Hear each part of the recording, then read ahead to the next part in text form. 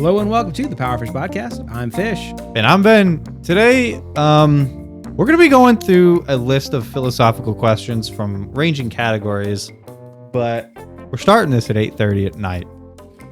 And it's going to be tough for us to think about stuff, especially philosophy. Yeah. So, but we'll get through it. We're going to waste no time and get right into the first one. Can a person be truly altruistic, or are all acts inherently selfish? Now, this is a question that was in some ways already brought up by our friend Jimmer a couple episodes back. And his opinion on it was he doesn't think it is possible for someone to be truly selfless. He thinks action is 100% motivated by selfish intent, even if the outcome for both parties is positive, which we didn't dive too deep into that, but I don't know if I fully agreed with that.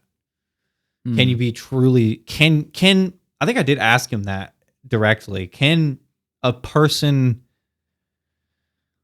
act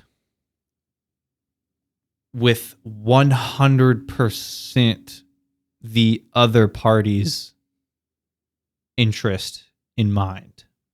Can a person act with 0% their own interest in mind? I think is a better way to phrase that. Right. I feel like we also briefly, in a kind of unrelated way, touched on this. I want to say it might have been in the free will episode. It was one of the other topics, not that, but we were talking about like civilizations and why civilizations are formed. And I think I brought up something to the effect of the reason we have society is because we know that we can do things for others because of this social backbone that we have. Right. And I feel like that's kind of where my opinion also lies here. In a lot of ways, you can look at a situation and go, okay, yeah, this person's being altruistic, but I think there's always a link to something you're getting in return, and it might be something not real and physical, but it's a sort of a social bond that you know that you're benefiting from. I think that question was stemmed from I believe it was a topic of, is morality constant? Is it universal? Is it the same for everyone? Or is it governed by, is it relative? Is morality relative? And I think it is relative. I don't think morality is the same for everybody. And it came to morality, our evolutionary moral reason for selfless acts was invest in the tribe, and that's investing in yourself because investing in having a healthy community is advantageous for yourself. Right. Which would mean that that is not in the direction of being fully altruistic. And if we hold that stance of the morality of at least on the surface level, selfless acts is in us due to evolutionary reasons, which I suspect it is, that's a part of us, which would mean we can't be truly altruistic. We can't be truly selfless.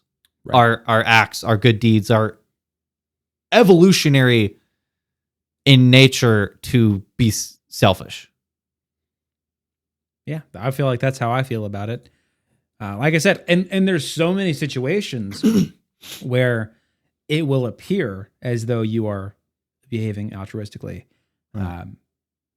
But there's almost always a situation where deep down you are getting something in return. I think that there's always going to be a line. Yeah, I think I agree with that. Even if what you're getting in return is simply just feeling good about it. Right. It's not a physical thing. It's not. it's not a tangible thing, but it's something you are getting in return. It's just the good feels of, I mean, shoot, you're a good person. how many times if you were to look up online, how do I feel better about myself, or how do I make myself be in a better mood? A lot of the times I say, give somebody else a compliment, because there's like I don't know the science of it, but I'm pretty sure that produces a chemical release of a happy hormone or something like that.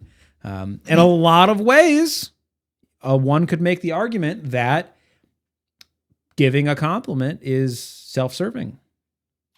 Right. And that, Jimmer was. I think you're right. I think we brought up that exact scenario with Jimmer. I think it was compliment. And so, I think perhaps that good deed releasing a chemical that makes you feel good about yourself, like that makes complete sense to me, that would be evolutionarily ingrained. Right. It's good for our survival. That makes if that is true, then I don't think the answer can be we can be truly altruistic, 100% or 0% self-serving in an action. Right. I don't think that's possible. Maybe there is an example out there where you could think of there is nothing you can get in return, but man, is that even possible? Is it possible to do something selfless for the benefit of somebody else that doesn't even make you feel good about it? Is that possible? The only way you could maybe come to this conclusion or make that argument is if the thing you're doing for somebody else is at your own detriment or the cost of your own life. But yeah, is that a peril to yourself physically? But you're doing a pretty good deed. Right. I don't know. It's just what outweighs it, right? Like, yeah, you're going down a hero. Right. So the only way I think would be that you would orchestrate something like that is if you didn't know that you were doing it. If you didn't know that you were being altruistic, but then it wouldn't be you doing it. Then if you didn't know, then that's not a conscious thought. Doing it. You're not doing something selfless at that point. So yeah, maybe an example out there exists, but I think you can only do an action out of selfish motivation. It's an unfortunate world we live in. Yeah. What a terrible outlook. That sounds terrible. All right, we'll move on to the next one. Can we ever truly know anything, or is all knowledge subject to doubt? Now, I picked this because I wanted to brainstorm a question. Is there a question that you and I cannot think of a way to doubt it? And I couldn't think, just in the couple of moments that I was looking at this, I couldn't think of one. Even obvious stuff. Something that I'm so sure of that there is no doubt. Yeah, no doubt whatsoever.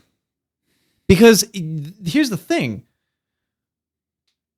The doubt could exist at such a low substratum that nothing else is on top of it. Like, the doubt could be so ingrained as to, if I close the lid of my laptop right now, I could say, I know I just did that. Or I could say, I could inflict doubt saying that the simulation that I'm in made me think that I just closed that laptop. So I don't actually know if I just did that or not. Right. I feel like it depends on what you're quantifying as or qualifying as an experience. Because I mean, there's always the fallback of it's a simulation. I feel like that's always, but there's also things that, like, we know that the brain is capable of producing experiences in every sense that you don't have. Like, Right. well, it's like psychedelics as one, or there is stories of people literally living separate lives when they're in a coma.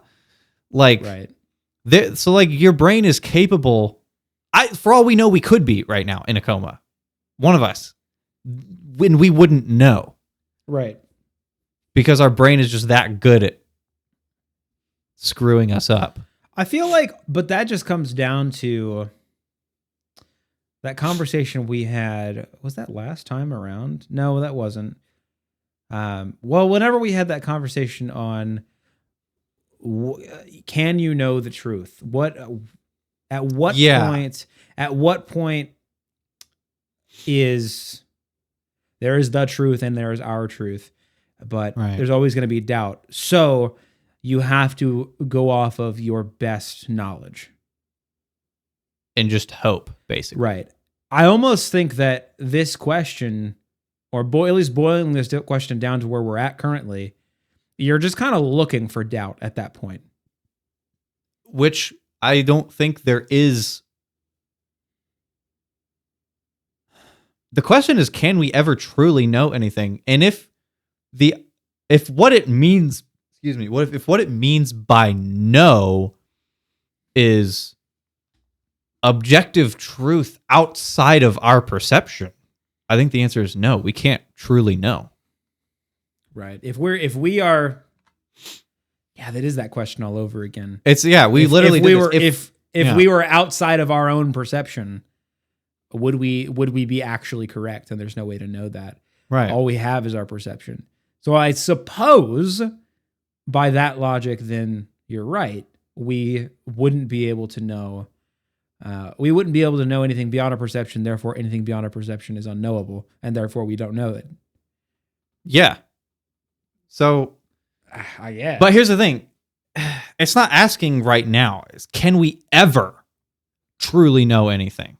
Do you think we could ever get to a point to where we can view outside of subjective perception?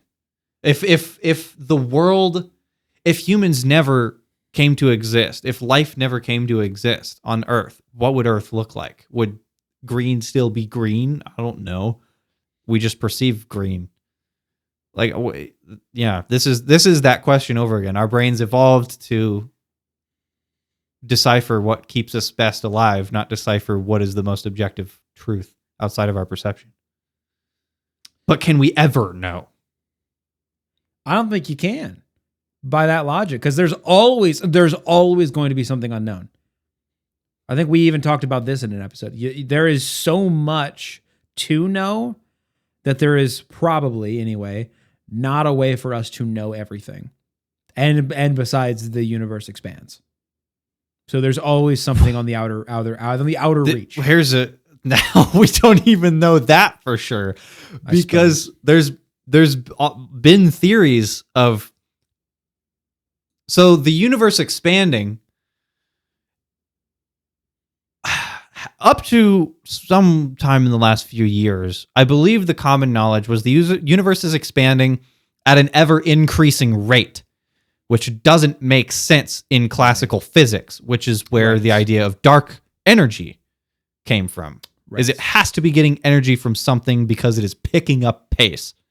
So where's that energy coming from? So that's where dark energy comes. The theory of dark energy, or I guess not even that, the hypothesis of what dark energy is, comes from. So there's been counter theories to that dark energy might not exist, at least in the way that we've come to understand it, which is not hardly at all. Right. In that it could be explained by time in between galaxies is not the same as time within a galaxy. Because if time between two galaxies is faster than time, at least within our galaxy, the Milky Way, if time is faster, then that would mean the further a galaxy is away from us, the faster it would appear to be going. the further and further it gets, Right. which would give the illusion of expanding faster. But that could be just entirely explained by time just is faster between galaxies, or at least outside of our galaxy. Bro, that's over my head stuff, I'll tell you what. Which would get rid of the idea, which would get rid of the need for dark energy. So sure. we don't even know that the universe is expanding at an ever increasing rate. So, all right. So that just reaffirms my point then, which is we don't know and we can't know because the universe is the way it is. I suppose. Yeah. If you're going to try to take the angle of actual truth, not subjective from that route. If we're talking about truth as it relates to our own perception, maybe. But granted, I can make my perception whatever I want. Exactly. We aren't in control of what our brains perceive. Right. So I think no. We can't ever truly know anything. In my perception, green could be blue. Right. Yeah. We don't know whose colors. We don't know if we all have the same colors, and we could never know because I can never look through your brain's, processing of that. Not yet. We'll get there. Not yet. Maybe. So can we ever truly in the future? Who knows? Certainly not right now. We can't know anything for a 100% fact because I could be in a coma and I wouldn't know. Yeah, you're in a coma. Yeah. So there's that one. Solved. Next question. If we could predict all future actions, would free will still matter? So this is... In a deterministic universe, if a super scientist had all the exact data from the origin of, or at least the start of the Big Bang, then they could predict with 100% accuracy what would happen to the very end. That's a deterministic universe. And free will, people think is important because... if everything's determined, how can things be important? Right. But if we could predict the future, would free will matter? Would it even... I'm assuming when we say that, we're saying predict the future in an inescapable sense. The true future. The unchanging future. There is no... like you see in the movies, like there's no Back to the Future. What was that? I had a friend recently, I think it was within the last couple of nights, quoted Brave to me. It's like, what did they say? It was at the beginning of the movie. It's like, if you could change your fate, would you? Like that kind of shit. Where like you can change the future or whatever. So we're not talking about that though. We're saying if we can see the future as it will happen. Yeah. So at that point, no, free will doesn't matter because free will is... well, it's determined, and it's not this determined. Is it? If you can predict the future as it will 100% be, can you even argue that free will exists? I mean, you can, much like a lot of people in religious circles will argue that because that's a debate in religious circles is if God knows everything, do you have actions? If he's omniscient, right. And the rationalization of that is just because God knows everything doesn't mean choices weren't made. It was just like, I don't know. It's like if you have a playbook in front of you and you're just watching it unfold. There were choices in between here, but this is the outcome. You just know a separate figure knows it ahead of time. But where that becomes muddy is when we're talking about individual people knowing their own fates. That's where it becomes muddy. You're making faces like you don't get what I'm saying. I don't. So I've always, the omniscience of God always just, it's impossible to have free will if God is all knowing, if he's omniscient from the origin of everything, he knew start to finish everything.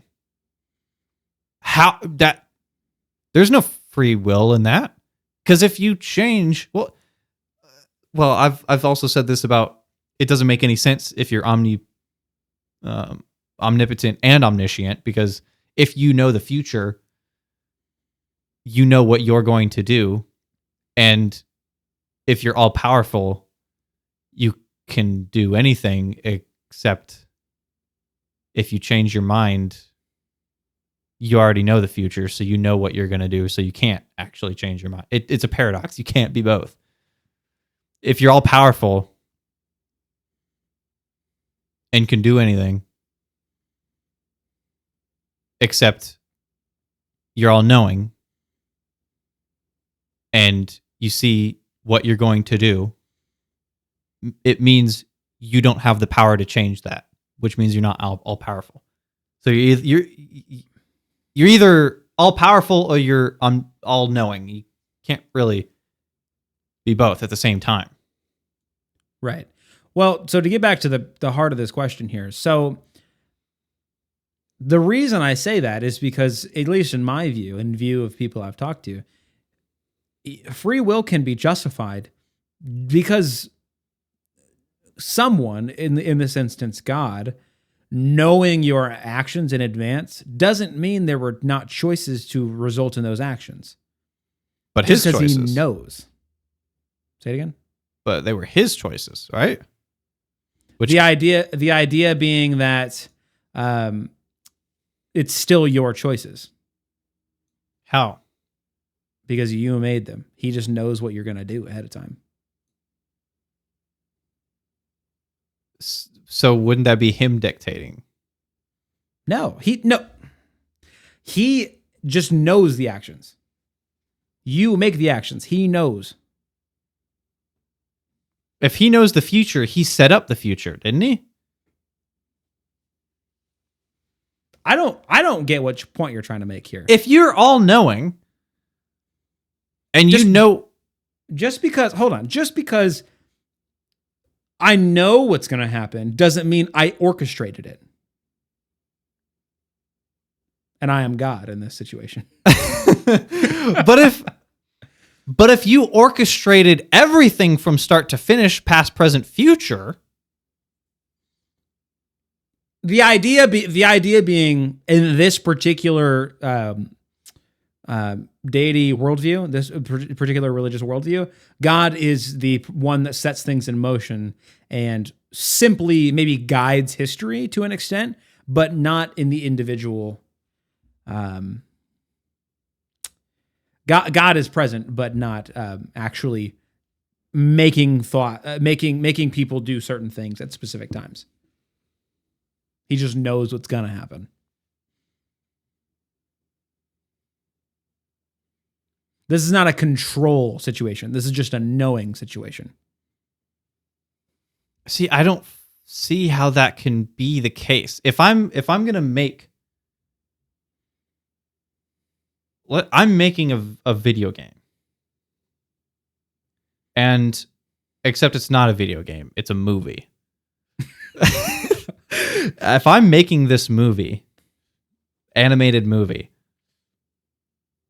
and I know what's going to happen start to finish, and then make it, and then press play, I know what's going to happen because I created it.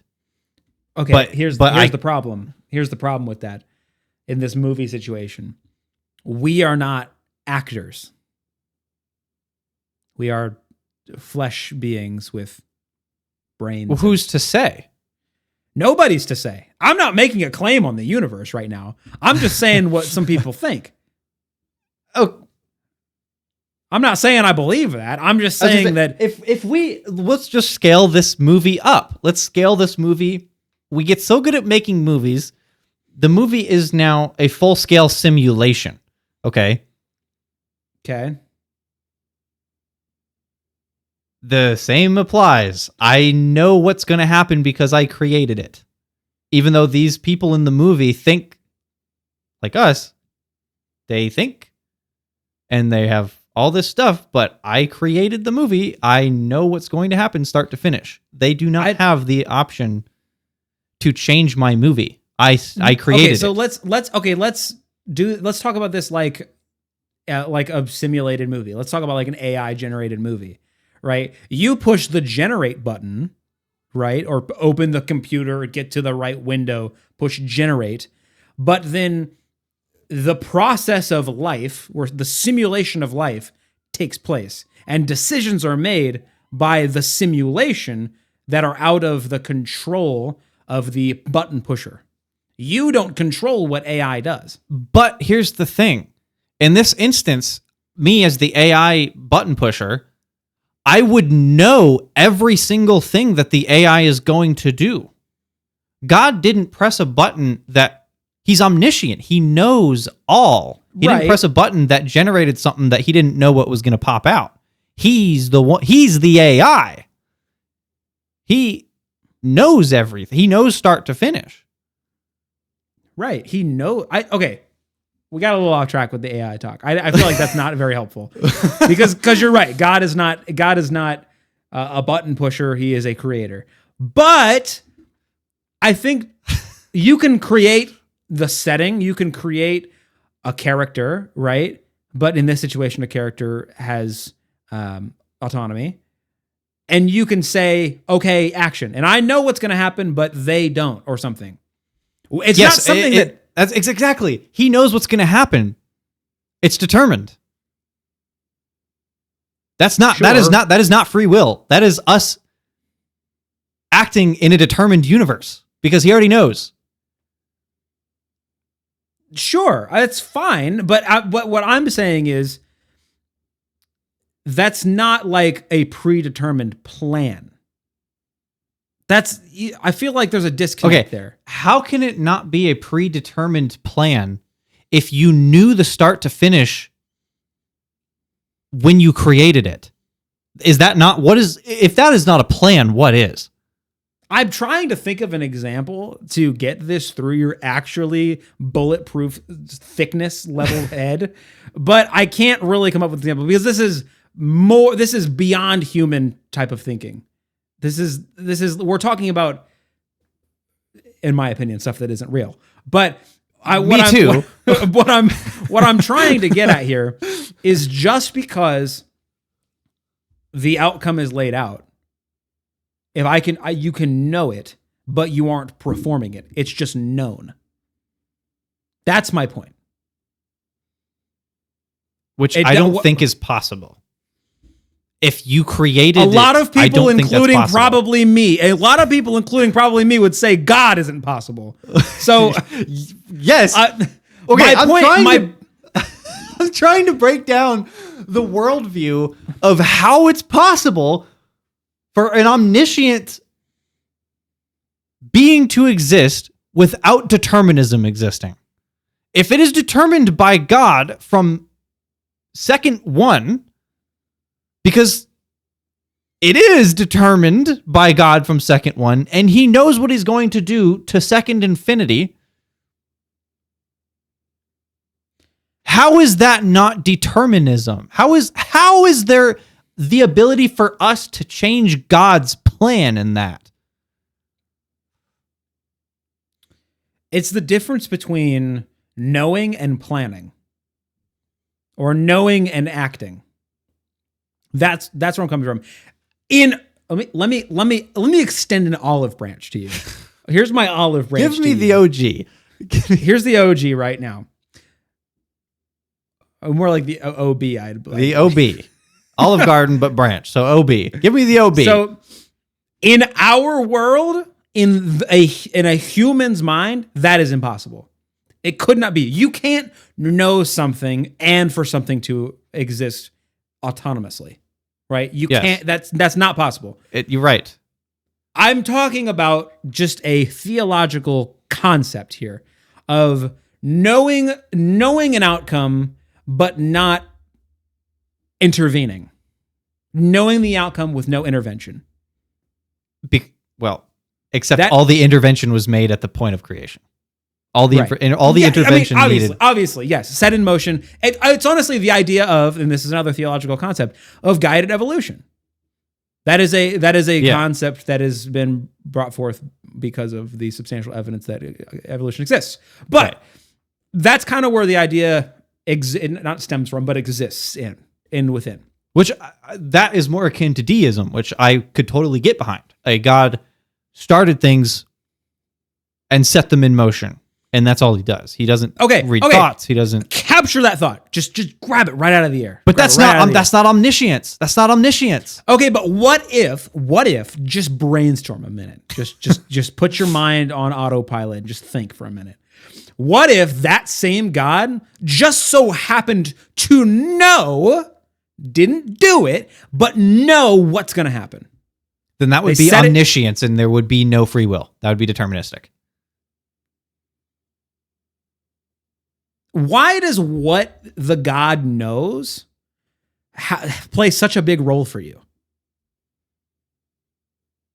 Why can't the God in this situation just know what's going to happen without intervention beyond that point?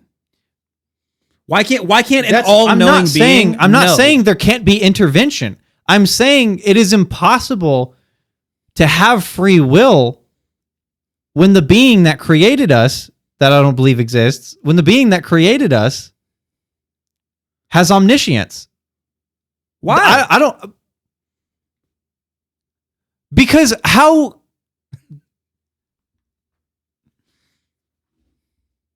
is it impossible, or how is it possible that a being that knows everything that's going to happen, how do we have the ability to change that? That is not free will. Because it's just knowing. It's just knowing. Yeah, because he orchestrated it. No. Bad. You're saying God didn't orchestrate everything? I'm saying God created the universe in this hypothetical situation that we're talking about. God created the universe, set it in motion, deism, with a knowledge of the outcome. Omniscience. Right. All knowing. Yes. But the pieces are allowed to maneuver at their own will. But the will is known. What is the will? The will is what we do on a day-to-day basis. Our actions, our choices. So he knows what our actions are going to be. Yeah. And we don't have any say in that.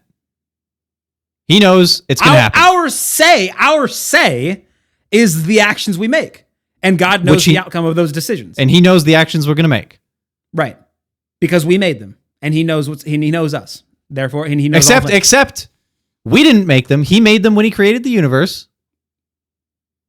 In this worldview that I'm presenting to you right now, that you can make the universe and then things happen. There's a difference there. I can say, boom, there's Adam and Eve and not Steve, because that's gross, apparently, and animals and the Garden of Eden and the apples and brew. Great. Go. I know what's going to happen if I'm God in this situation. I know what's going to happen, but I'm going to let it play out anyway. Yes, it's going to go exactly according to what I know is going to happen, but those decisions on an individual basis are going to continue to be made. I just know the outcome. It's like because this. He created it. It's like this. But on a godly scale. So don't really be taking this into account. If you have a child, right, and they're like, I'm gonna jump off this thing, and you think to yourself, they're gonna get hurt, but I'm gonna let them have free will, and they jump off the thing and they get hurt in the exact way that you imagine they would. You're like, now you're not gonna be like, your actions were predetermined. No, they made a choice. If I created that action, yeah, it would. But what I'm saying is God doesn't create the action. God created the people, or the original people, and life has since been set in motion. But he did create the action because he created everything. What are you getting at here? What do you mean? What am I getting at here? It is impossible to know what happens at every second of every moment with everybody in every molecule for infinity. It is impossible to know all of those things because you created it. Okay. And you have free will to change it. We don't know the outcomes. We don't have to. God does. God knows what we're going to do because he created it. I still feel like there's a severe disconnect here. I don't understand how you can. You're doing a miserable job of somehow explaining how omniscience can exist, but free will can exist at the same time. Because you can know things, you can know the outcomes of things without intervening within those choices. But you did all the intervening at the point of creation. Why does that matter? Right? Why does it matter that if God creates the universe, that I am now deciding to eat junk food because I do that? Is God making me do that? Is God saying you're gonna do that? Yes, because when he created the universe, he programmed that into you, and he knew at exactly whatever moment you're talking about, you would be doing that at the point of creation. So you're trying to insinuate here that God at the beginning of the universe, laid out every individual action of every single person. Because that is what omniscience is. When you have omnipotence at the same time. That is what omniscience is. You know it. You know. Let's just take a little trip down Google lane here. How are they defining this? This is literally no more different than the concept of I created a movie as complex as a full-scale simulation. I created it start to finish. I know what's going to happen because I created it and I am the orchestrator of it. But that necessitates a script. That and God wrote, yes. What I'm presenting to you, I am presenting this case to you, that God doesn't write a script. So he doesn't have omniscience. Omniscience is nothing more, and I'm reading this right here, is the state of knowing everything. Yes. All-knowing. You can know everything, but that doesn't mean that you're writing a script. Why? What? You can know everything, yes. You don't have to be a script writer, yes. But he is. Okay, let's just say I had a favorite movie, and I knew the script inside and out, and I knew the entire script, start to finish. But I didn't write the movie, I just knew it.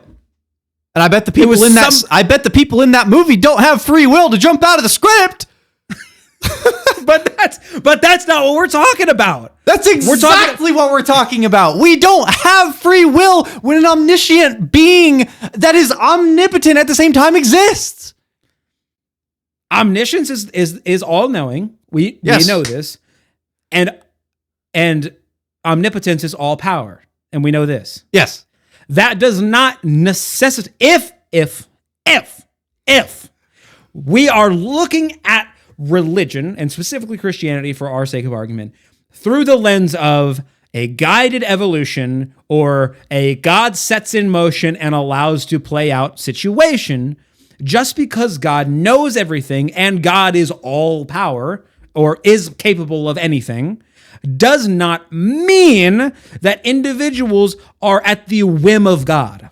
How does that not mean that? So you're saying we can change God's intention? No, I'm saying God knows our intentions before we make them. But we still, in this situation that I'm presenting, we are still making decisions. God just knows those outcomes. Because he's omniscient. So you're saying God knows our intentions before we make them. So he knows what we're going to do, and we don't have any option to change that because he knows it. That's the hang up. We have found it. So we can change God's intention. No, I'm saying that God knows what we are going to do before we do it. We're not changing God's intention. We are living our own lives, and God knows those outcomes. Because God scripted them from the beginning. We didn't script the emotion that's going to pop up into us. God did from the moment of creation. We aren't orchestrating the fact that we have to piss at XYZ location at instant XYZ time. God did at the moment of creation. It's our bodies that are doing that. Yeah, because God scripted them at the moment of creation.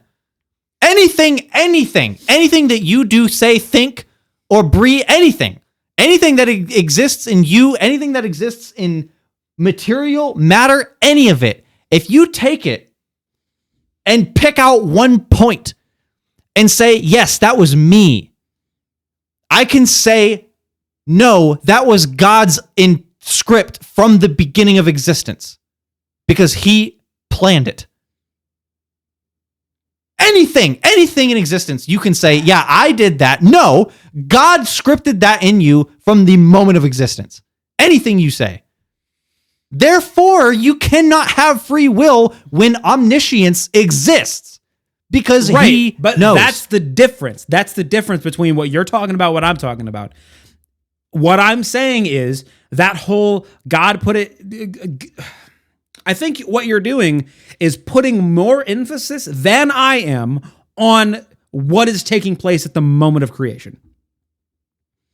To me, for this argument, what's taking place at the moment of creation is what happens at creation. We are putting individual pieces into play and allowing them to go about their whim. Yeah, I understand that. But if you're... What he's not doing... right, is planning 10,000 years in advance that I'm going to take a piss. But if you're omniscient, you can't not know. You are all knowing. You can know, but it doesn't mean you planned for it. You just know. If you created everything, the only person that planned for it couldn't be you. It wasn't anybody else. It doesn't have to be anybody else. If you put the building blocks in place, things will progress naturally. So you're saying things can exist outside of God's plan. You're saying it can be planned by nothing, and God didn't have a say. Is that what you're saying? Sure. So if God didn't have a say... If God didn't have a say, sure, he can be omniscient and know, but he didn't. He's certainly not omnipotent because he didn't. If he didn't have a say, well, okay, well, hold on. So now we're just saying, okay, so God, if God didn't plan every minute detail of the universe, therefore he's not all powerful. That's bullshit. Because you can allow something to continue without your intervention. And still be all powerful. No. Not if you're omniscient and omnipotent at the same time. If you're all knowing, you can't not know what's going to happen. And if you are omnipotent, you can't not be the orchestrator of that thing happening. Because everything that exists... Why not? Because everything that... Sure, if there's another God... If there's another God that exists in his own universe, why does me taking a piss have to have God's hand on my dick? Why does that have to happen? Why can't I just have to piss? Because when God, I've said this 1,000 times and you're not understanding. If God knew, because God scripted it. He scripted it. And he created it. And I'm saying, what if he didn't? Then if he didn't script it, if he didn't script that into you, but he knew it was going to happen, and he created everything, then that means it would be out of God's control, and then that means he's not omnipotent. Why? Expound. If it is out of God's control, it means he can't control it, which means you're not omnipotent. Why can't an all-powerful being allow things to happen without control? Because he knows what's going to happen. Why does knowing what's going to happen change anything? Because he's the one who programmed it. We're running in circles, man. Yeah. I'm saying that there doesn't have to be a program for the most minute of details. God can know. Why not? Things. How is that possible? How? If he created everything and set everything in motion, but also knows what's going to happen with every single molecule at every single point of time that he created. Okay. How can he be hands off? Because you can create something. Let's take guided evolution. You can put the building blocks in place, the simulation in place. Okay, hold on. You keep bringing up guided evolution. That is a theory of not an omnipotent God. That is not a theory of God that the Christian Bible portrays. There are, though, in Scripture, God has always been presented as an all-knowing being. That is true. Yes.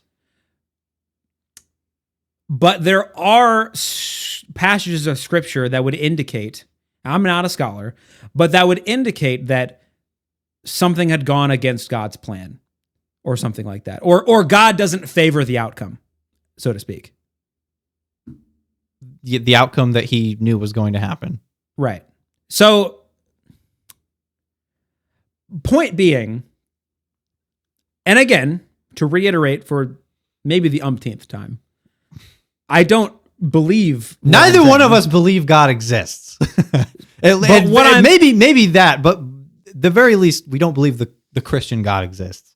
The idea I'm trying to put forth today in this TED Talk is that God is all-powerful and it is all-knowing, but just because something is all-powerful and all-knowing doesn't necessarily mean life as it is has to be orchestrated to the most minute detail by God. Which I think is impossible. Because if you are all-knowing. Because you think, I think the knowing part we're okay with. You, I think, conceptually understand what I mean by you can know something's going to happen. You can know the outcome of free will actions as a separate being. Right? You get that, right? Yes. Okay. I think the hang up is that... Possibly. So, okay, yeah, right. So humans are making decisions left, right, and center all day long. But God just knows what those outcomes are going to be. Didn't plan them, just knows them. Right? But you're hung up on the fact that... No, I don't agree with that. I don't agree with that. Okay, why? Well... Okay, maybe I do agree with that. If there's two, let's say there's two gods, one's omniscient and the other one's omnipotent. Okay. The one God, omniscient God, knows what's going to happen, but the omnipotent one can create everything. So the one that's all-knowing can see these creatures acting, and he's not the one. That's actually a really good visual aid. Let's stick with that. Two gods. Let's separate the identity of God into two gods. Which is blasphemous already, but we'll start. We'll start. We're off the Bible trail already, right? So we have an all-powerful and an all-knowing God, separate beings accomplishing similar tasks, but separately. So one is all-knowing, sees the actions of man. Got it. Check mark. We are in agreement that is a possible concept in this impossible scenario. What I am presenting is that the all-powerful aspect of this other being is not, its function is to not control the day-to-day actions of people, but simply to set the universe in motion. Right. If you're only omnipotent, but are not all-knowing, so you can do anything. You can set things in motion. You can see people interacting, and you can do anything you want with them. You can snap, and then they're going to feel scared for no reason. Or you could snap and have any thought enter their consciousness, any emotion around. You are omnipotent. You can do anything. But as an only omnipotent God, you don't know what they're going to do next, but you can change whatever they're going to do now because you're omnipotent. So, yeah. Right. So what I'm presenting to you, and I think, correct me if I'm wrong, and I know you will. You love to correct me. But what I'm thinking is at least part of the hang up here, is that you are trying to insinuate that an all-powerful God must be completely and totally powerful always. All-powerful always. No. Okay? If you're only omnipotent, like I just said, you can do whatever you want. Right. You don't know what's going to happen, but you can do whatever you want. Right. You don't have to be doing things right now, always and forever. Right. So let's look at that then. We've got one God, sets the universe in motion, starts the simulation, quote unquote, and allows it. The other God just knows what's going to happen. He can't do anything to change it, but he knows everything. Right. Now let's merge the concepts. A God that puts the universe in motion, but doesn't want to intervene further, but knows the outcome. Now it's impossible to have free will if you know the outcome at the second of creation. Why? But before was free will possible? When there was two gods, was free will possible? If the omniscient one existed,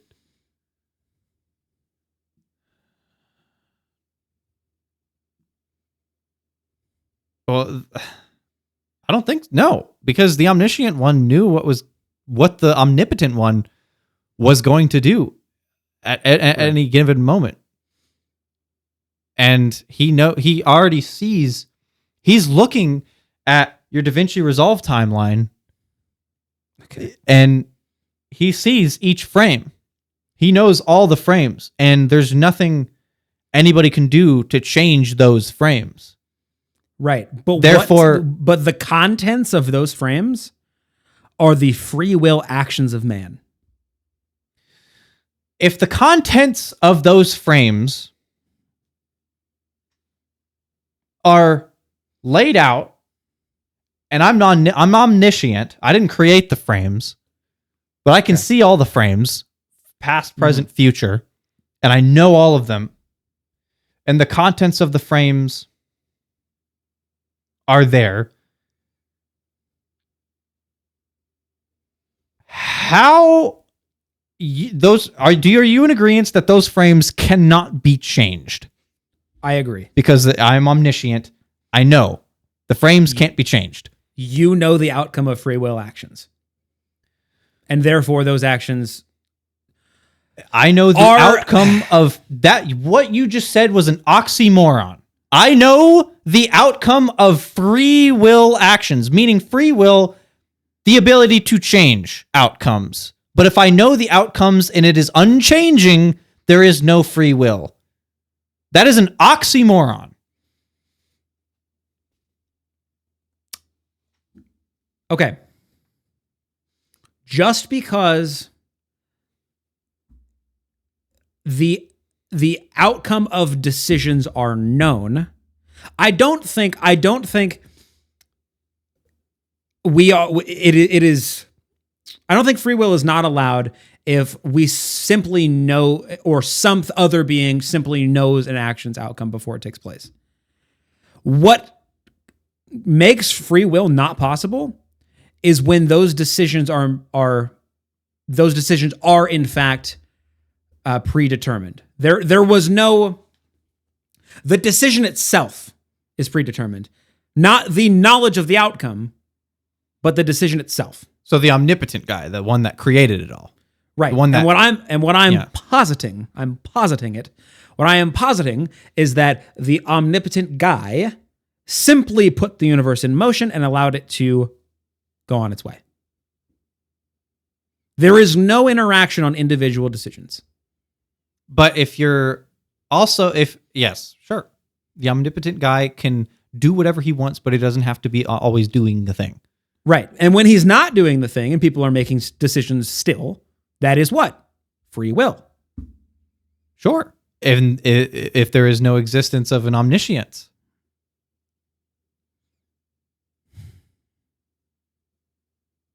No, I can't get behind this. There's no, because what I'm saying to you right now is that there is no determining factor on the decision. Sure, there exists. Let's put it. Let's wait. Go back to that. that. Go back to that. Say that again. There is no determining factor on the decision. On the decision, right? There's no determining factor. So you don't. There is nothing determining the decision to arise. Is that what you're saying? Correct. There is nothing. The other guy, right, knows what the decision is going to be, but there is no influence on the actual decision. There is knowledge that the decision will take place and go about a certain way, but not an influence on the decision. Okay. Does it matter if the decision is? Hold on. Let me think. If the question you were going to ask is, does it matter if something else knows the outcome? That's not what I was going to say. I was going to ask you, does it matter if the decision's influenced? Hold on. Let me think. Okay. You think. Whatever I'm trying to grasp right now, I think I probably would have if it was about 6 hours earlier in the day. So it's okay. So play this out. The omnipotent guy created everything and can do whatever he wants, but he doesn't have to be doing things all the time.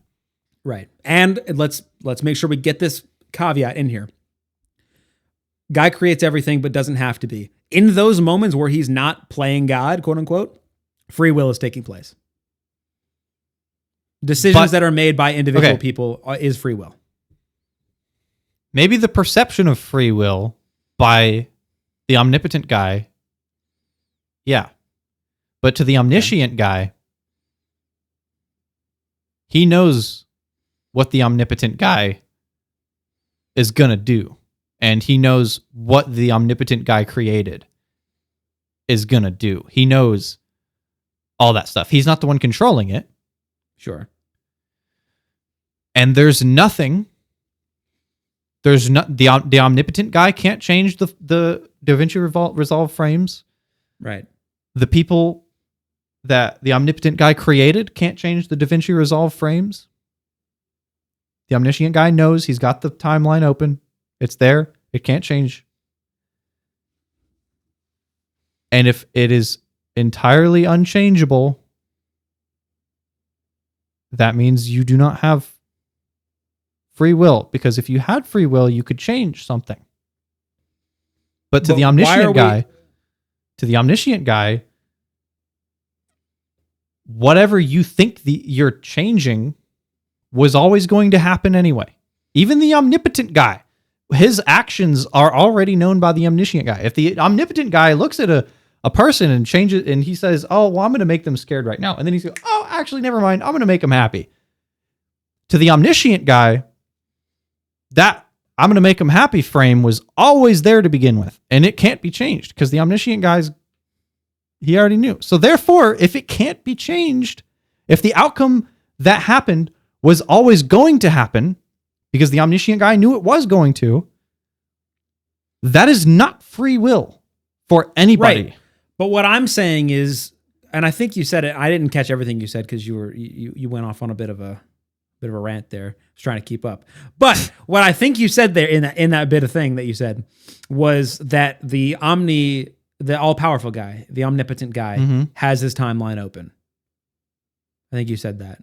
the omnipotent guy, I didn't say anything about the omnipotent guy's timeline, but let's he's got his own computer. He opens up DaVinci Resolve and does his timeline. The omnipotent guy can press play on the playhead, and he can form whatever is on the playhead as it's playing. But as this playhead plays, it is simply writing what the playhead is just playing along. The omnipotent guy knows what's in front of the playhead. Or sorry, did I say omnipotent? You did. The omniscient guy knows where the playhead is going and what's in front of the playhead. Right. As it's scrubbing the timeline.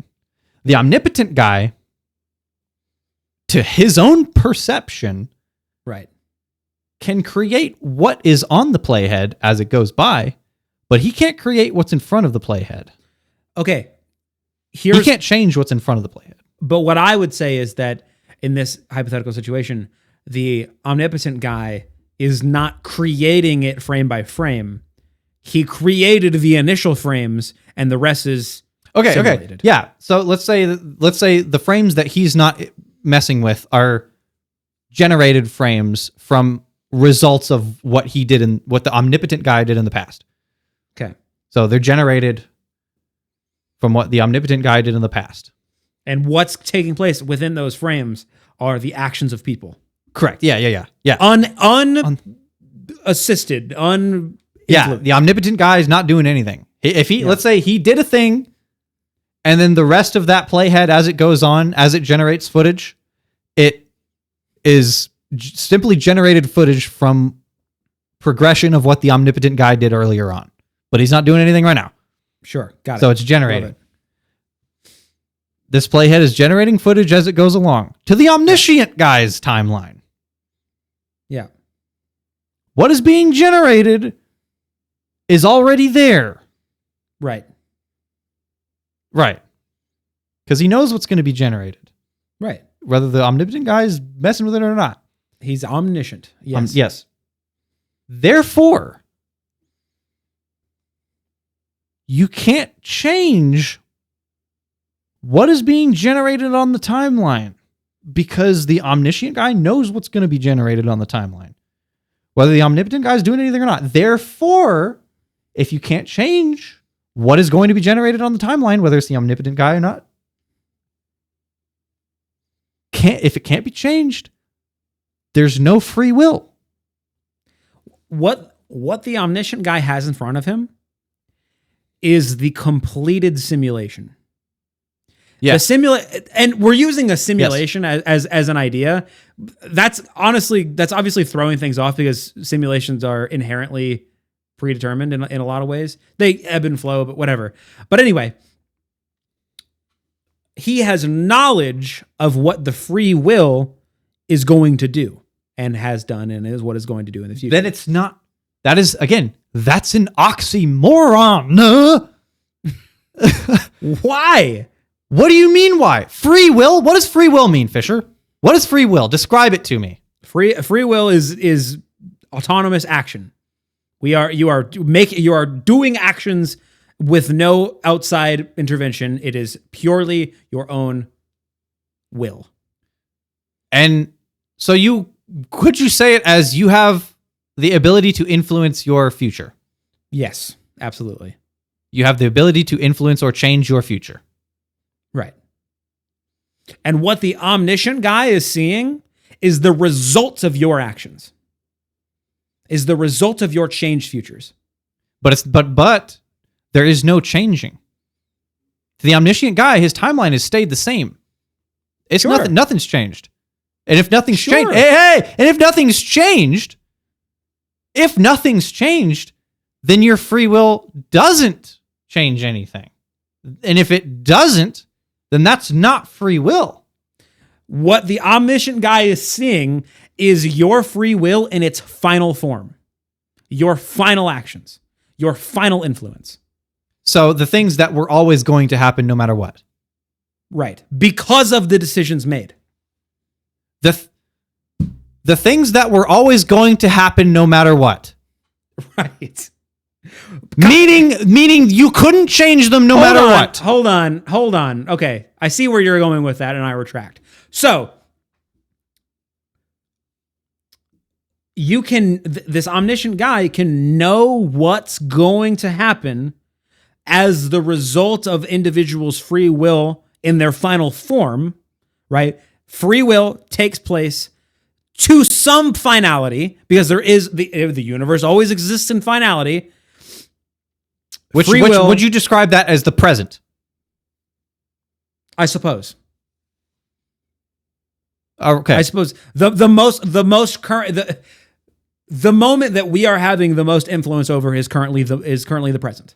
So that is the finality moment that you're referring to here. Right. And he knows what even if my actions now influence the future, sure, those actions can be known too. But we are putting forth this whatever you want to call it, I guess simulation. That's not really a great word for this, but I guess simulation of life to get to those points. What the omniscient is seeing is the final form and even the decision process leading up to and through. But the decision is still taking place. So there is an infinite amount of present moments, right? Expound. The present right now. The present is seemingly infinite, correct? There is the present is the current moment. Right. And the current moment constantly changes. Exactly. It's never ending. There's no the present is never real because it's always then or it's always in the past. past. To be. Yeah. Right. And he knows all the present moments. His timeline is simply present moments, the finality points. Right? There exists what currently is our present moments on his timeline, yes. Okay. There is also future moments. Yes. Yeah. Past, present, future. Moments. So wherever the playhead is now. So yeah, sure. We'll say that. Love it. But his timeline, he can look forward on his timeline, and he knows. Absolutely. And that timeline's never going to change. Right, because of the actions that are going to take place. And it's okay. That timeline's never going to change. Correct. Because no matter what we do. The timeline is the result of what we do. But his full timeline is nothing but result. Sure. It's what it is the amalgamation of all human experience. But yeah, the result of human experience. The result you keep saying decisions. Result as if there's an end point. As if there's a build up and a lead to. Right. If I to go back to that example earlier, if I am making the decision of whether or not I want to take a piss, there is a result to that decision. But the thing is, the entire timeline is 100% results of previous. Every moment of every second is present. It is result. Right. And you can't change that result. You can change the result by making decisions in those moments. But making those decisions is also a result of something prior. And the process of that decision and the thinking about it and all of that, that's all on his timeline. Sure. And you can't change his timeline. In a sense, I suppose. Okay, no, what? Now we've gone from his timeline is unchanging to now it's, you suppose it's a sense it can't change? I'm trying to wrap my head around the point you're trying to make here. I don't want to say anything incriminating. You keep acting like results are like a point, and before and after it are something different. But his timeline, every second of every moment is 100 is result. Right. And nothing you think of, change, say, decide is going to alter his timeline of 100% result. Correct? Because his timeline is unchanging. Except for, because his timeline is the result, the decisions you make is what the result is. And his timeline is a representation of that. But the decisions you make are also on his timeline. You making the decision, you thinking about the decision popping into your head before that, all of that's on his timeline. All knowing, absolutely. And you can't change his timeline. What are you getting at? You can't change anything, meaning there is no free will. Because you can see on this timeline that a decision was taking place, and there was a result to that decision, and the result is bookmarked on that timeline. There is no bookmarks. It is a perfect stream. I know. I'm using that as a visual aid. So but right, and you said that all the decision process is included on the timeline. I concede that, absolutely. I don't even concede it. I welcome it wholeheartedly because this is an omniscient being. Yes.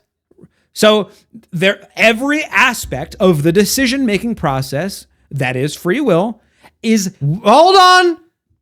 Every aspect of the decision-making process that's already on his timeline that can't be changed. Right, because what... If it can't be changed, that's not free will. If it can't... what you were going to think, what you were going to decide, the decision, quote-unquote decisions you thought you were going to make but changed your mind is on his timeline, meaning those are the things you were always going to do anyway, meaning there is no free will.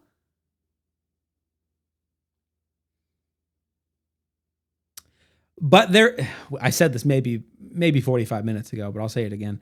But there's a difference between intervening in an action and knowing an action. Correct. This guy... If God plans the actions and says, you will, because I say so, make these decisions, you do not have free will. But if God knows the results, it is possible that you could see on this timeline, yes, I know everything that's going to happen is, and will happen, but I'm seeing the results of decisions. Yes, it's unchangeable, but it's unchangeable because I know what the outcome is going to be. There was a decision to get to that point, but the outcome is solid. You're saying outcome. What do you mean by outcome? The result of a decision. Okay, so he determines the results of decisions that you make with free will. Say that again. So God is the determiner of the results of decisions that you made with free will.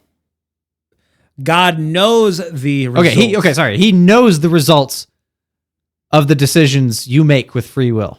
Yes. 100% omniscience, baby. So he only knows results. He doesn't know processes to those results. He can, if he very well so chooses. If he's omniscient, he has to. He has to. So he knows processes to those results. Right. He knows all the bits and bobs and all the steps to get there. He knows the processes that were going to happen. Yeah. Before they happened, and there's nothing you can do about it. That's the turn of phrase right there. Right there's the problem. So if you're saying so you're saying there is something you can do about it. I'm saying we are doing it right now. We're doing the things right now. What God is seeing is the result of what we're doing. It's not a sense of that there's nothing we can do about it. We're doing it. We're doing it because we have no other option to. No. We're doing it because we're doing it. God sees the results of those actions. We're still doing what we want to do. God sees the results of those actions. but the result that God sees is every second of every moment. That is the result. Sure. That is not you need to explain to me how there can be an unchanging timeline of every second of every moment. That you not only will I explain it, I'll explain it again because I've already explained it. No, you haven't gotten to Decisions are made on a daily basis by every living creature. Sure, that's a thing. What is happening on this timeline that you're getting hung up about is simply knowing what the outcome of those decisions are going to be and were and whatever. It's not a sense of there's nothing we can do about it. Our fate is inescapable. It's a you can jump and down all you want. You keep saying what the outcome is. The outcome. Outcome is every second of every moment. Yeah. And if every second of every moment is known,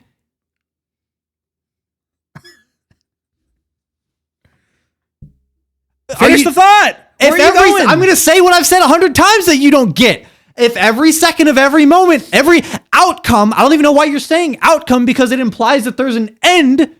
There is an end to decisions. Okay, but the decisions are every second of every thought of those decisions is also an outcome of something prior. Sure. So if every second of every moment of everything is on this timeline and it's unchanging because he knows, unchanging, can't be changed, cannot be changed.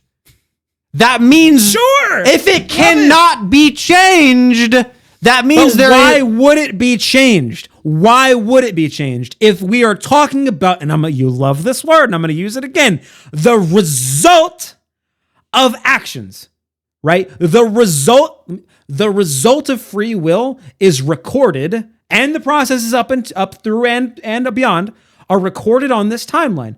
You're saying it can't be changed. We have no influence over our destiny. That's not what I'm saying. Our destiny that we're controlling is just being viewed.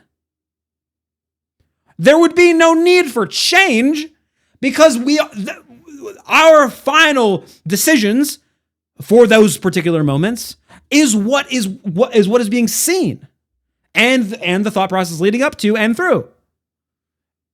Okay, and what is being seen is the ultimate outcome, right? And all the other things, but yeah, that's the ultimate everything. What is being seen is what is going to happen. What's not being seen is the alternate choice that wasn't made.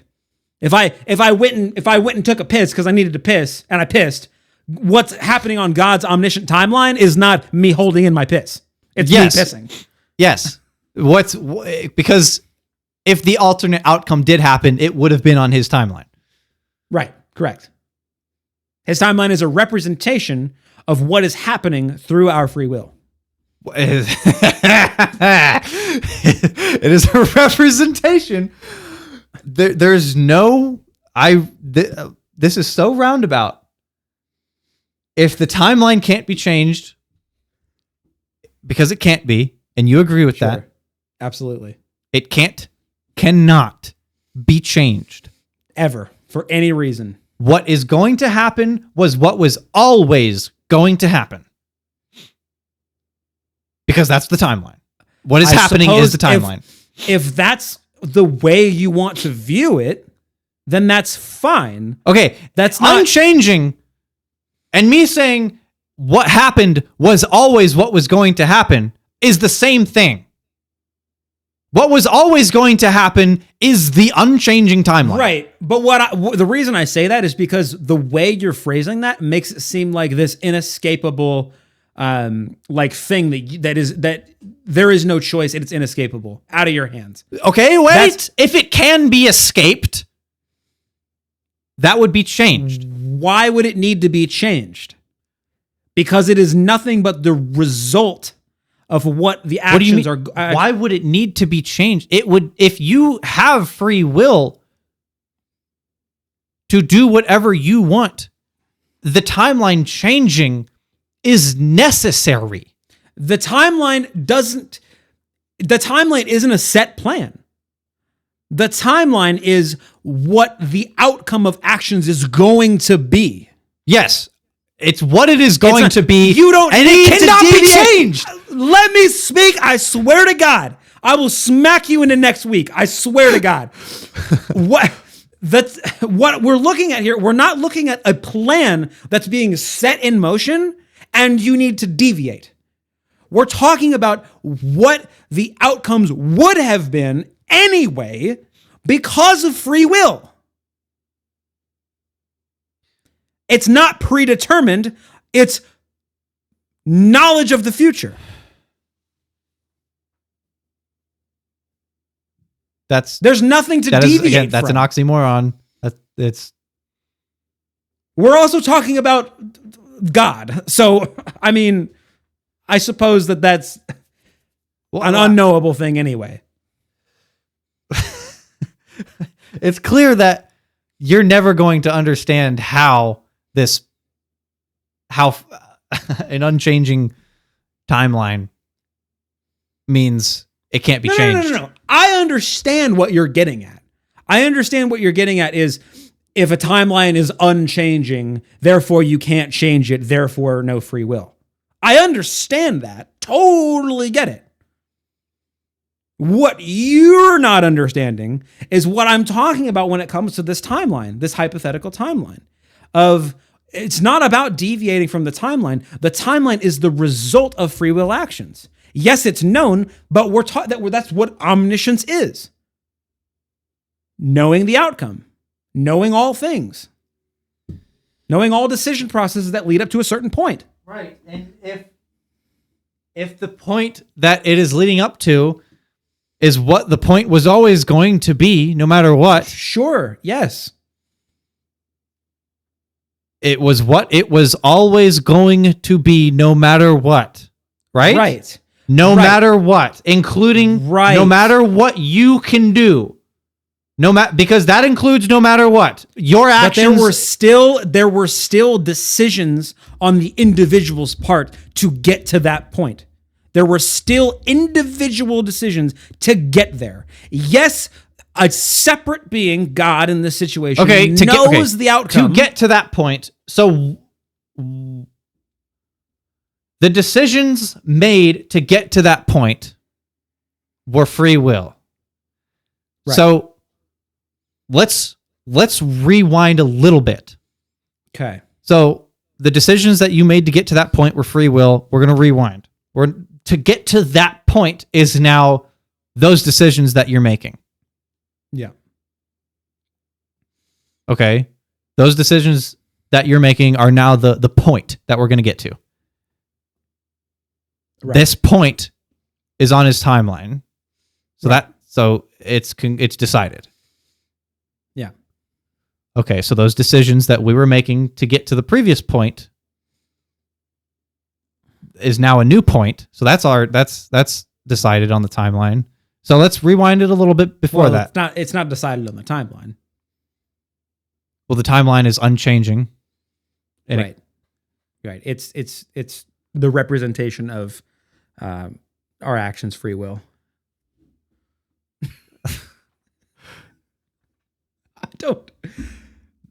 I don't. Okay, let's take a step back from this.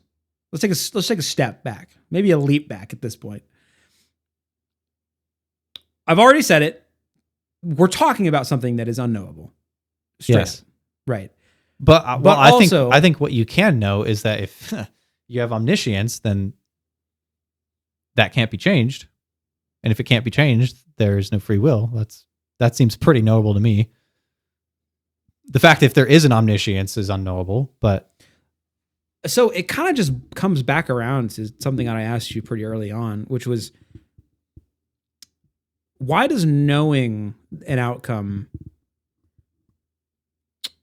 exclude free will? Because if you know the outcome, listen, if I know my outcomes, sure. When you say outcomes, you mean every moment of every second, correct? I'm on a macro scale. I'm talking about decisions, But I mean, in essence, Okay, so what's happening in between the outcomes? What is More that? free What will? the between the outcomes? Okay, so the omniscient guy doesn't know what's happening there. the result of what's happening, the result of what's happened, even between decisions, is on the timeline, so to speak. Okay, so those are outcomes themselves. Yeah, I mean, omniscience is omniscience, all knowing. There's nothing left. When you say all knowing omniscience, this is why I keep getting hung up on you saying things like result and outcome, because I'm looking at because that specifics. implies end point or specific point or moment when, as if there's a before and after that is different from that. But if you're omniscient, there isn't. Outcome means nothing. Result means nothing, because there is no one point that is different. What I'm talking about now is, again, on a macro scale, just for the sake of argument, I'm talking about specific decisions, right? There is a decision and a thought process that goes along with it, and then an outcome. I'm not talking about an outcome on an omniscient scale. I'm talking about us. Okay, We make decisions. okay, so all right, so the on the omniscient scale, outcomes don't exist. There is no point that is different from others, so to speak. I mean, no, I guess not really. If you're omniscient, you're all knowing, meaning there is no end to your knowing, and if there is no end, Right. There's no branch off. That kind of was like that branch off thing with the pissing. yes, There's no okay. branch off. So you saying words like results and outcome in the world of an omniscience does not apply. Right. Because I was talking about the world of us. Yeah, what we perceive to be outcomes and results. Right. If we're to assume that free will exists, this is the argument. Yeah. All right. So what we perceive to be outcome and results do not apply on the omniscient scale, because outcome and result is endpoint or a certain point, which there is no end point or certain point that is any different from any other in the omniscience timeline. Right. Our outcomes that we make, because we have outcomes, and that's To us, yeah, sure. They're outcomes to us. Sure. For the sake of argument, to us, there are outcomes. That's not necessarily all that important, because what we were going to decide is already known. Not influenced, but known. Yes. Already known. And we can't change that. But we wouldn't anyway, because that's the result of our actions. We wouldn't, because we can't. If we could, then his timeline. Yes, because his timeline. I'm not okay, but I'm not making the argument that the timeline can change. I'm making the argument that the timeline wouldn't change, because the timeline is a reflection of our own actions, results. Our actions, results. And our actions themselves. I make a decision, it's known. And our actions themselves. Right. Everything is known ahead of time. The simulation for us is unfolding in real time, and we are in fact making decisions within that simulation. There is also just a separate being that knows all of the outcomes of the simulation beforehand. Doesn't influence it one way or another. Just knows.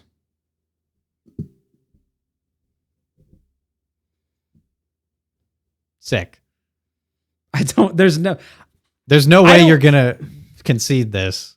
I don't understand how I don't understand how it's possible for you to think what you think. I genuinely and you don't understand how it's possible to think what I think. I get that too. And also I was gonna say, again, I'm not saying I believe these things. I'm just saying that I think it's a viable concept if you're going to believe in theology.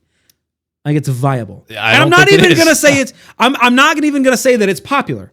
I'm just saying that free will as an idea is not excluded by the idea of omniscience. Necessarily. I was going to say. Necessarily, I think it is. But especially when that omniscience is also the omnipotence. It's right. Especially that. As we've concluded, just because something is all powerful does not mean all power needs to be exercised always. Right. The decision process of man, there's a lot of ways you can look at scripture. A lot of ways you can look at it. One way you can look at it is God has determined every single outcome for man, including all the bad ones.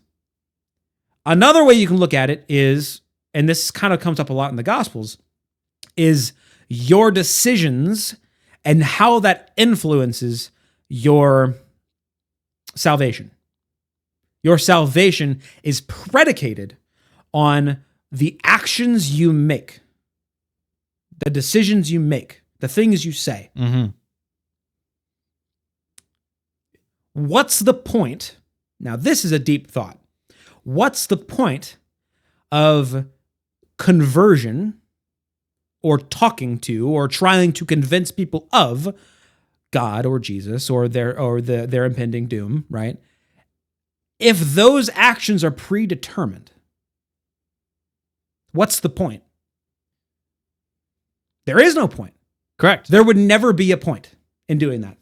And yet, well, Scripture, if we do it, it was what we were always going to do anyway. And the idea, the illusion that we did it on our own volition is simply that, an illusion. We were always going to do that anyway because God planned for it at the origin of existence. right. And that whole thing about what I just said, I'm not even entirely satisfied with that argument, but I think it is interesting. The idea of like... Okay, sorry to cut you off, but I would deeply love to have a actual practicing, believing Christian on here to discuss how he thinks free will can exist with an omniscient being also existing at the same time. You know what this comes down to in a lot of ways? The difference between Calvinism and Arminianism. And we talked about that in a recent episode. Actually, I think the last episode. About determinism versus the free will of man. And I was going to say, Calvinism just straight up says, assuming right, our perception of what Calvinism is anyway, just straight up says, yeah, there is no free will. Right. There's nothing you can do about it. And I don't know much about Arminian theology, just its differences from Calvinism. But its crucial point is what we do on earth and how that benefits our salvation. Even if though free will does, but omniscience is there. So therefore God already knows, right? So what's the point of free will? What's the point of our actions? Because whatever we were going to do was what was always going to happen anyway, because God foresaw it. Right. Yeah. So we just don't make decisions then, right? Is that what we're doing? Well, religion aside, we might not even do that. As we've, from a scientific point of view, there is right. No. And that's a whole free other will is simply an situation. illusion, but that's a whole other situation, scientifically, genetically. Like, totally get that. yeah. But that I don't think is important from a theistic standpoint. That scientific equation part of it. Yes, it factors into free will, obviously, but I don't think I don't think theology is interested in that. I think what it's interested in is... Well, it's been addressed by theologians. The scientific evidence for there being no free will. Theologians have addressed it in kind of just saying like, well, the same way that they instate God exists, basically just have faith that you do. Right. I think to not give that lame of an answer, I would say, to speak on behalf of theologians, but I would say that what Christianity is more focused on is how you hold yourself and the actions you do. Right. So yeah, there might be a lot of influencing factors into how you make decisions, even going so far as to say that all actions are completely determined. Sure. But the end result is what we're interested in, not so much the makings of, I suppose. If that makes sense. Yeah. My dad is like I read a book called Blueprint from Robert Plomin. It's a book. He's a geneticist, and he's not a neurologist, so he didn't do like brain stuff quite as much as a on like a intricate level, but he did do how genetics from your parents influence things like the brain and everything else that genetics entail. And long story short, even the whole idea of free will possibly not existing, because we can literally see neurons firing in the brain due to past perceptions, and there's no real room for whatever free will is to enter the brain to interrupt those processes. That aside, you're already so vastly determined, because so there's like identical twins, which are not the same as just straight up twins. Twins are very much similar, but identical twins were two people that came from the same egg of the woman. Like the one egg was fertilized and she shat out two people. That's what happened. So they are people with identical DNA. So they are in every physical way that we can find from birth the same. But obviously, the only thing that makes identical twins different is now genetics are removed as a factor. Now we can assess how people turn into what they are based on perceptions and experiences, which super fascinating. And honestly, it's not much. Even identical twins separated at birth, no correlation to each other, raised in different households with different parents under different circumstances with different beliefs. Those people later in life are remarkably the same. Remarkably the same. I have seen things about that. Yeah. So even the perceptions that you gather through life that obviously do have an effect on your decisions are a small factor compared to your genetic predisposition. And I mentioned this, I think it was at Christmas. They were asking what books I was reading, and that was one that I was almost all the way through at the time. And I mentioned that to them. And obviously my entire family is deeply, deeply religious, and they all are the subscribers of free will, because to be religious, you kind of have to, unless you're Calvinist. Right. But I brought that up, like, your genetics are such an enormous factor in who you are. Like, you think you might have an influence on your kids raising them, but you really don't that much. Actually, quick side note. When identical twins were most different, one of them experienced trauma. And trauma literally can change, material in the brain. It can change molecules in the brain. Your brain physically can change from trauma. So trauma absolutely has a factor. It can change you. But if there is nothing like that, they are remarkably the same. And my dad he took that in a way that he didn't really take it at face value. He still asserted free will on top of it, even though genetics are going to massively determine who you are. And then your perceptions on top of that are going to determine even more what little left of who you are is there.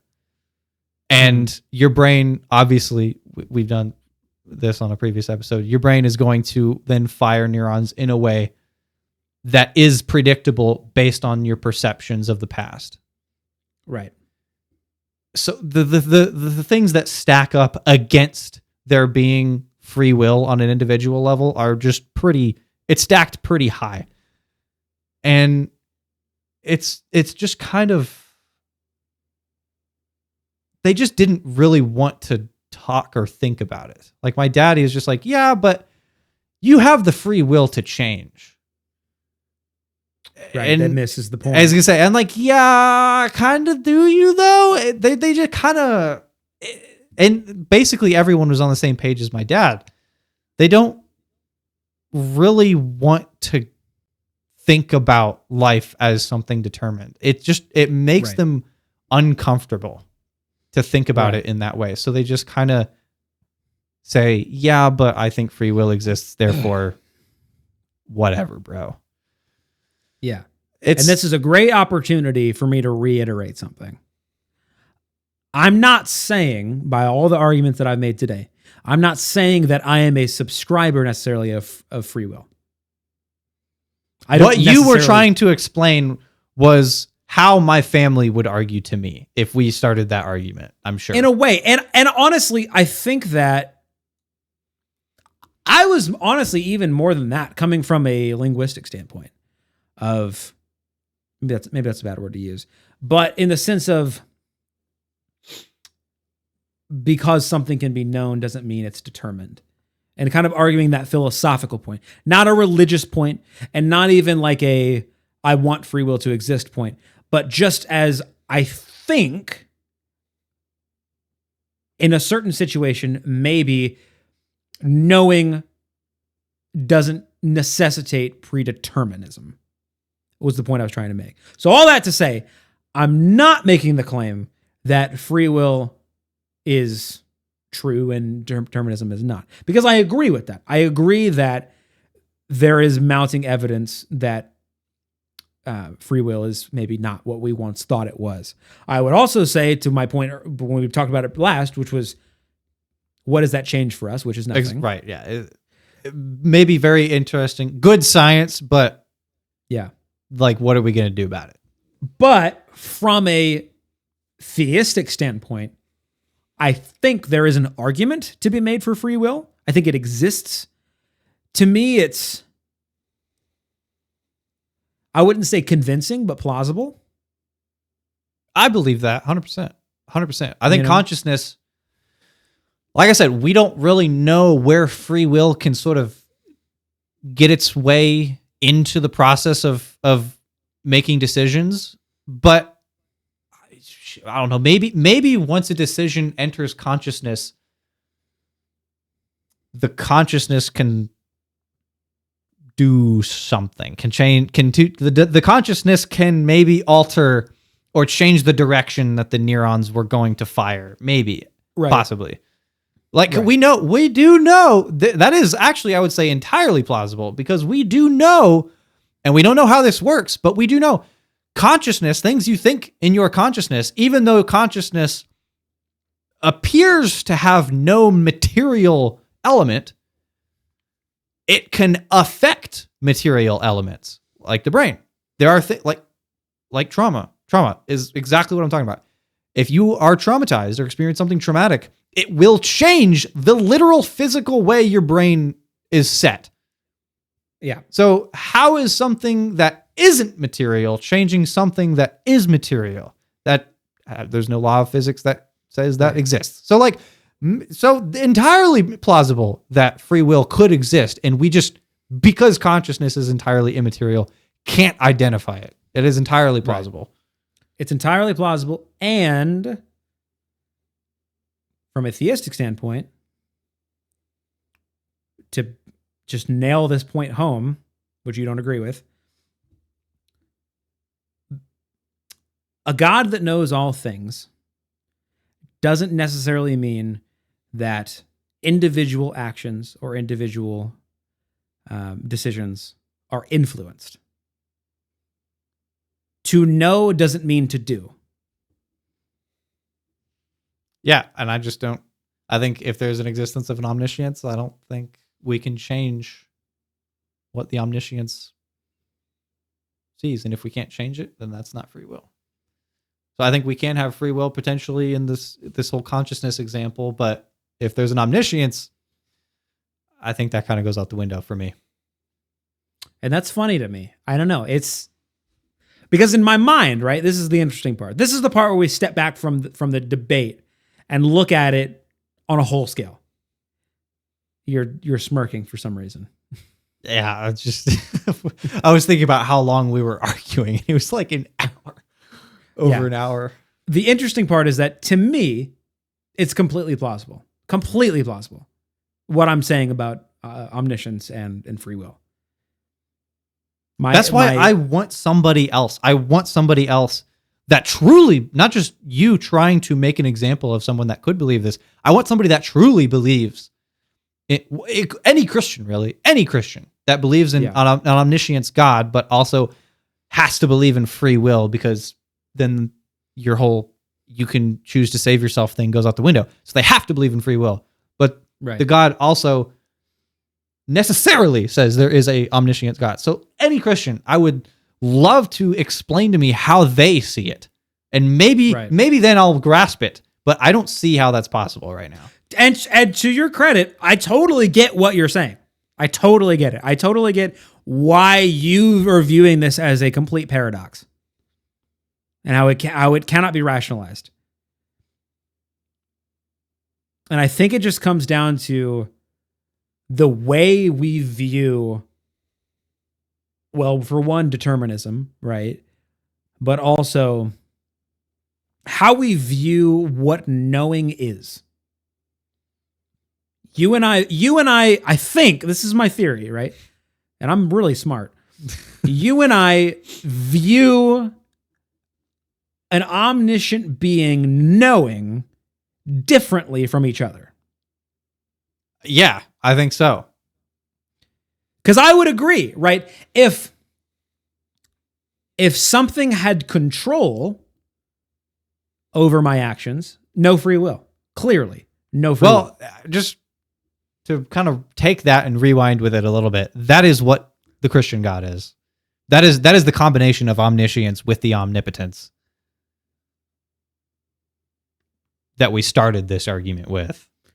What you just, if you have the control over it, plus the omniscience with it, all bets are off.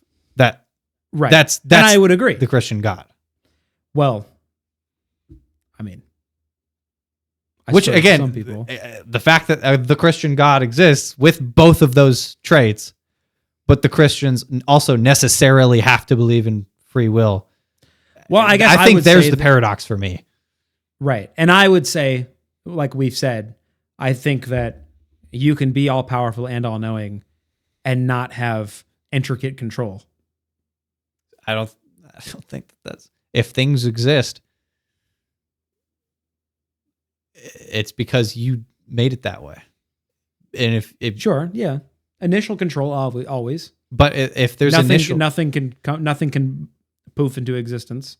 Right, initial control, sure. But if you're omniscient, there is no, like we discussed, there is no initial, there is no result, there is no points of interest. There is only what there is. So there is no initial control with the omniscience part. And if you also slap the omnipotence part onto that, everything that is and what is to be and what was is what you made it to be, which is certainly not compatible with free will. And that's the separator, right? What you made it to be versus simply knowing. Knowing what you're saying, knowing is what you make. And I'm saying knowing is simply viewing. I think that's it. Yeah, but if you are the viewing, but also the making. But you're not the making in that particular moment. Right? If you're only omnipotent and not omniscient, yeah. If you're omniscient, you doing? But we've thoroughly concluded that an omnipotent being does not have to have total control at all moments. If he's not omniscient, yeah. If he's omniscient, if anything exists, he's all knowing. Yeah. If he's omniscient, He's all knowing. Therefore, what his action is doing now, he already knows what that action he's doing now is going to do every second from now into infinity. Therefore, what he's doing now is also what he's doing in the future, because he knows it. If he's only omnipotent, he can make something happen now, and then hands off. He doesn't know what's going to happen. Sure. Hands off. But if you're omniscient and omnipotent, you know what you're going to, if you do something now, you know the result of what that's going to be. And that result of what that's going to be, if you choose to do it, is made by you because you chose to do it. All right, hold on. Hour and 50 minutes into this, maybe I'm getting to what you're getting at here. Okay, so what you're trying to tell me is that God controls all things because God controls the moment of inception. The moment of creation equals control all things. Yeah, because henceforth and forever. Exactly. Precisely. He knows. Yeah, he started the existence of everything, sure. And because he knows all things and also can do all things, since he started the existence of everything, he knew even if he starts it hands off, before he started it, he knew what the end point was. Right. But he still started it knowing what was going to happen. So even if he knows what's going to happen, still started it hands off, what happens is still a result of him that he started.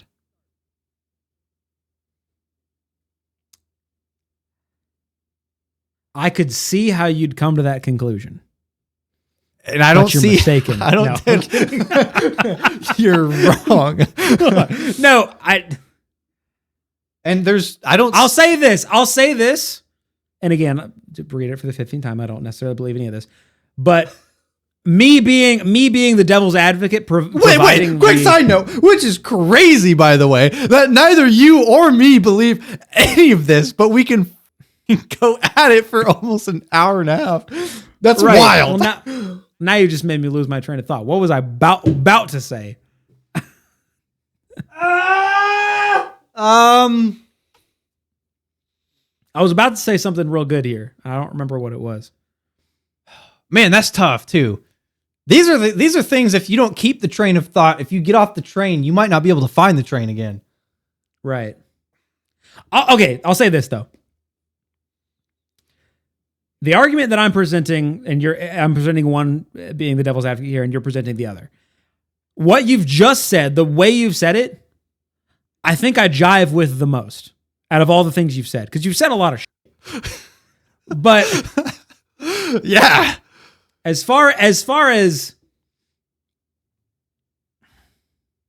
here's the disconnect, I think. I get what you're saying. If you set something in motion from the beginning, knowing the outcome in the end, you are the arbiter of everything in between as well. Right. Yeah. If you set something in motion, knowing the end result of said action, then you are the maker of that action. Yeah. Essentially. Yeah. Which I'm jiving with. I'm groovy, like a groovy man with that. Right. Okay. But I suppose where this argument that I'm presenting and where I'm coming from with it is that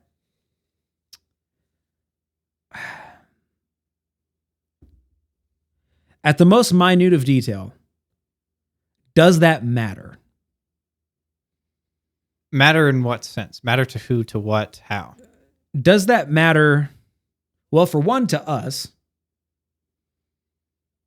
Well, I think we would both agree that the answer to that is probably no. No. Yeah, I would say no.